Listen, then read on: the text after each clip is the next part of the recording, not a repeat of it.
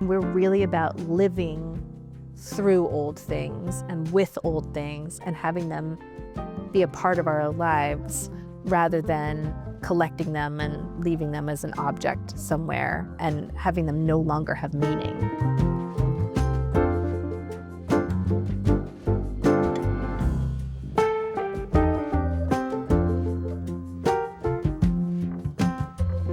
My name is Thea Grant, and along with my husband and partner, Nicolas Bazzani, we own a cabinet of curiosities and jewelry store here in Dumbo, and we have an extra space in our back room that we use for events, for sales, for different extensions of our business.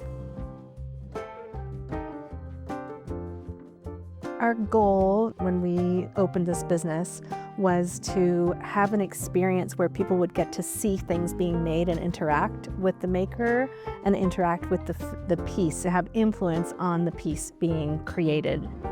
We have felt throughout the process of our lives together that people don't see a lot of things that are very human. We don't see birth, we don't see growth of food, we don't see death, and we don't see things being made.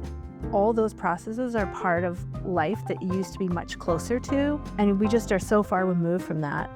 That was really what inspired us, was to make people comfortable in a maker's world. A former boss of mine used to call it two loving hands at home. And I loved that idea of the mom and pop shop, as they say, people making things and creating things for our neighbors, for our peers, for whoever visits with us. It's work to research things and it's work to study them and to understand them, but the historian in me has always been so interested in objects and their history and their both material culture, social culture, industrial manufacturing culture, political culture. We have such access today. We have such access to so many things. And it's so easy. They're so inexpensive and they're so accessible. And this goes back to that question about somebody who's ordering their life online instead of going to an individual shop from shop to shop, or having relationships with the people who are making things, or having relationships with the people who are buying things.